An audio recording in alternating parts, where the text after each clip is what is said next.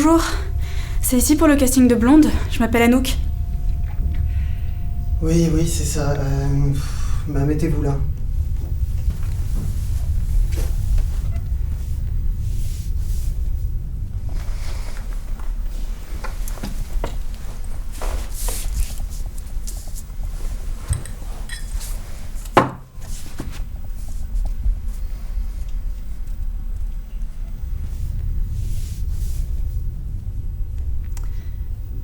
Je commence ? Mais qui est-ce qui va me donner la réplique pour le rôle du journaliste ? Ah bah tiens, toi, vas-y, Adèle. Va lui donner la réplique, là. Ah, et puis prends ça aussi.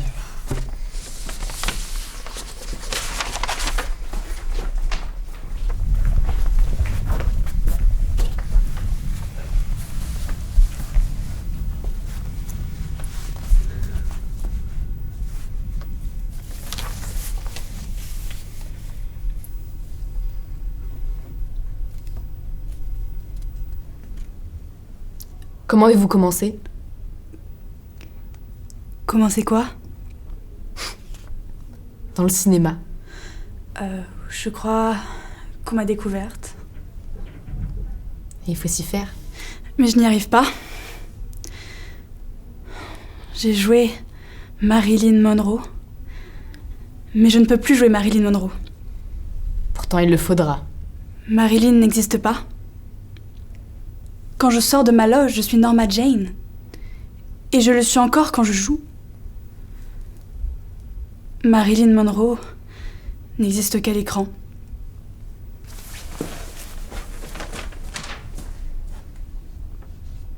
Bon, c'est bon, suivante. Attendez juste, j'ai quelques questions par rapport au scénario.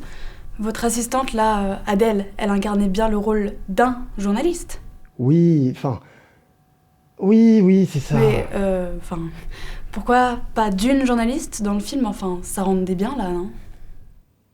Non, mais on change pas le scénario. Marilyn ne parle qu'à des hommes dans le film. Vous voulez dire que mon personnage ne s'adressera à aucun autre rôle féminin dans ce film ? Si, elle a une brève conversation avec sa sœur, voilà. D'accord, et elle discute à propos de quoi ? Oh, d'un amant de Marilyn, mais bon, on s'en fiche, non ? Donc elle ne parle que des hommes ? Bon, c'est terminé là ou vous en avez d'autres des questions ? Non, j'ai bien compris.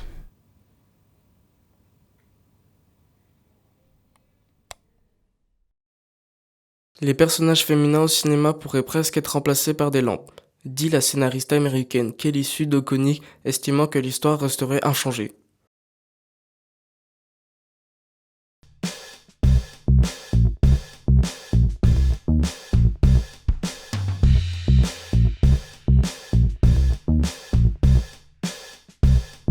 Diamonds are a girl's best friend.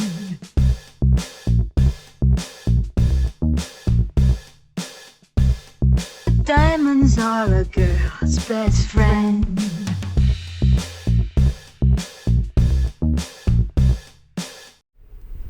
Est-ce que t'as un ou une réalisatrice préférée ou qui t'a marqué particulièrement ?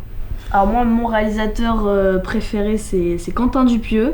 J'aime vraiment son univers un peu surréaliste, un peu fantastique dans des situations réelles, quoi. Il nous fait un film par an depuis 2019. Alors si je devais choisir, je pense que ce serait Steven Spielberg. Okay. Enfin du moins c'est un réalisateur que j'admire beaucoup et qui m'impressionne. Enfin pour moi c'est un visionnaire, il a fait énormément de réussites. Enfin E.T., Les Dents de la Mer, Minority Report, Catch Me If You Can, les Jurassic Park, voilà, Indiana Jones, enfin il en a fait beaucoup. Bon, après ça reste des films très commerciaux, mais quand même il a beaucoup d'imagination et c'est pour ça que je l'admire. Mais d'ailleurs, il vient de sortir, je crois, un film autobiographique, The Fabelmans. Et justement, cette fois, je me poserai la question du test de Bechdel. Parce que c'est vrai que quand on y pense, je crois qu'il y a quand même très peu de ces films qui passent le test. Et j'y avais jamais pensé auparavant. Mais quand j'irai voir ce film, du coup, son nouveau film autobiographique, cette fois-ci, je me poserai la question. Alors, mon réalisateur préféré, c'est Tim Burton, parce que j'aime beaucoup ses films et ses films d'animation. En fait, j'aime beaucoup son univers intriguant et sombre un peu. Du coup, comme j'avais une question, est-ce qu'il y a un personnage féminin dans les films ou même une actrice qui t'a particulièrement marqué ou inspiré? Alors en tant qu'actrice dans le cinéma, moi j'ai Isabelle Huppert qui m'a marquée parce que j'ai bien aimé plusieurs films d'elle. Donc tu fais vraiment une différence entre l'actrice et le personnage qu'elle incarne. Ouais, bah c'est ça. Personnage, c'est vraiment, c'est fictif en fait, et actrice, c'est dans la vie réelle. L'actrice joue un personnage en fait, donc c'est là où je vois la différence en tout cas. Et t'aurais un exemple comme ça d'une actrice peut-être qui est plus connue pour son personnage que pour sa personne en fait? Du coup, Marilyn Monroe qu'on a vu cette semaine, et puis qu'on a vu. C'est vrai qu'il y en a en tout cas, oui, elle, c'est Norma Jane, normalement, et là, c'est Marilyn Monroe à l'écran. Et toi, Adèle, quand tu vas choisir un film au cinéma, est-ce que tu as des critères spécifiques? Alors, je m'étais jamais réellement posé la question. Je pense que forcément, on a tous des critères plutôt inconscients. On va préférer un genre plutôt qu'un autre. On va voir des réalisateurs, on a envie de voir les films, des acteurs, des actrices qu'on aime à l'écran. Mais je pense que c'est plus quelque chose d'inconscient. Bien évidemment, il y a des genres de films que je préfère aller voir. Maintenant, je m'impose une règle en particulier, c'est de ne pas regarder les bandes annonces, les critiques, les avis. Si on me le conseille, si c'est un ami de la famille qui me dit « Oh, je pense que ça te plairait » et tout ça, là, je vais peut-être plus me diriger vers ce film-là. Maintenant, j'essaye d'avoir l'avis le plus neutre possible. Et tu parlais des genres que tu aimais voir, mais du coup, c'est lesquels? Alors, moi, j'aime beaucoup tout ce qui va être thriller psychologique, même si c'est plus rare dans des thrillers psychologiques, moi, de voir des femmes, en tout cas, je trouve. Alors, Roman, est-ce que tu as déjà entendu parler du test de Bechdel? Alors oui, j'en avais entendu parler avant le stage, dans une bande dessinée que j'avais lue en 6e, de Anne-Charlotte Husson et de Thomas Mathieu. En fait, je crois que c'est un couple qui fait des bandes dessinées de vulgarisation de plein de sujets, dont le féminisme du coup. Et du coup, Roman, c'est quoi le test de Bechdel? En quoi il consiste? Alors, le test de Bechdel, c'est un test qui s'applique au cinéma. Donc, on prend un film et on se pose 3 questions. Il a été inventé dans une BD réalisée par Alison Bechdel qui a donné son nom au test. C'est ça. Donc, on prend un film, on se pose 3 questions. D'abord, est-ce qu'il y a au moins 2 personnages féminins nommés? Est-ce qu'elles ont une interaction? Est-ce qu'elles parlent entre elles? Et est-ce qu'elles parlent d'autre chose que d'un homme? Donc voilà, et si elles répondent à ces 3 questions, le film passe le test de Bechdel. Est-ce que toi, t'as déjà remarqué qu'il y avait moins de personnages féminins dans les films ou quoi? Alors j'ai toujours remarqué que les personnages féminins avaient des rôles moins consistants, moins marquants que les personnages masculins à l'écran. Et j'ai jamais fait remarquer que certains personnages féminins n'avaient aucune discussion entre elles qui parlaient d'autre chose que d'un homme, ou qu'elles n'étaient pas nommées à part la boulangère ou la mère qui n'était pas nommée. Mais ça, c'est vraiment un truc spécifique que tu comprends quand tu connais le test de Bechdel et voilà, tu te poses la question à partir de là. C'est à partir de là qu'on peut faire la différence. Et pour toi, quelles seraient les solutions pour qu'un film passe le test de Bechdel? Moi, je pense qu'il n'y a pas de solution miracle. Je pense qu'il s'agirait plus d'un changement global des mentalités des réalisateurs, des réalisatrices, des spectateurs, des spectatrices, même des journalistes. Mais je pense qu'on peut pas imposer à un réalisateur quelque chose. Oui, il faut pas que ça devienne une contrainte non plus. Exactement. Okay. Pour moi, global, c'est vraiment surtout. Là, on parle de féminisme, de la répartition genrée derrière et devant la caméra, mais je pense qu'en fait, c'est pour tout aussi, pour toutes les formes de discrimination qui existent dans le cinéma et partout. Une solution concrète, j'en ai pas vraiment, parce que je pense que c'est encore un sujet sur lequel on peut avoir beaucoup de débats.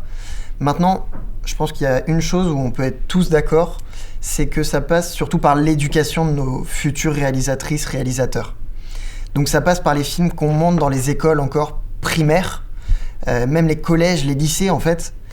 D'après le collectif 50-50 du coup, qui est un collectif qui œuvre pour la parité homme-femme, ils ont réalisé une étude en 2019 du coup, sur une moyenne de 90 films, je crois, donc comprenant école primaire, les collèges, mais aussi les lycées. Et en fait, on se rend compte qu'il y en a une minorité qui passe le test de Bechdel. Et toi, Romane, est-ce que tu penses que ton film préféré passe le test de Bechdel ? Alors, mon film préféré, c'est About Time de Richard Curtis. Tu l'as vu ? Oui, je connais, je l'ai vu. Ça parle d'un garçon qui apprend par son père qu'il a la capacité de retourner dans le temps, dans son propre passé. Il y a la seule interaction du film de deux femmes, c'est, je crois, Marie et Marie, la mère et la petite amie. Et en fait, je me demande si ça passe le test ou... Finalement, c'est vrai que ça aboutit par l'évocation d'un homme. Elle a commencé par lui dire quelles sont tes faiblesses et moi, tout. je pense que ça passe le test quand même. Je suis maladroite. C'est un échange très court. Oui. C'est un peu comme dans l'extrait qu'on avait vu de Spider-Man, c'est la même question. Est-ce que ça suffit ? Alors, est-ce que tu penses aussi qu'il suffit qu'un film passe le test de Bechdel pour avoir un personnage féminin consistant ? En soi, non, parce que quand on y pense, pour qu'un film passe le test de Bechdel, il suffit qu'il y ait deux personnages féminins qui discutent entre elles d'autres choses que d'un homme, mais en soi, cette interaction peut être vraiment très courte, et on peut ne plus revoir ces personnages féminins tout le long du film après. Donc ça peut aussi être une intervention insignifiante et que les personnages féminins ne soient pas du tout développés et donc pas consistants. Donc franchement, ça varie selon les films, mais pas toujours. En fait, je pense que le test de Bechdel, il est vraiment très intéressant, mais il a quand même ses limites. C'est que les règles sont larges, faut juste deux femmes nommées qui parlent entre elles d'autre chose que d'un homme, ça paraît assez simple. Donc même si l'interaction est hyper courte entre les deux femmes, ça passe quand même le test. Donc ça peut ouvrir le débat, on ne sait pas si ça fonctionne quand même. Après, si un film passe pas le test, ça veut pas dire qu'il est misogyne. Un film où il y a qu'un seul personnage sur une planète, par exemple. Où, il va pas pouvoir, parce qu'il y aura pas de femmes, c'est sûr. Ou alors un sous-marin avant les années 50.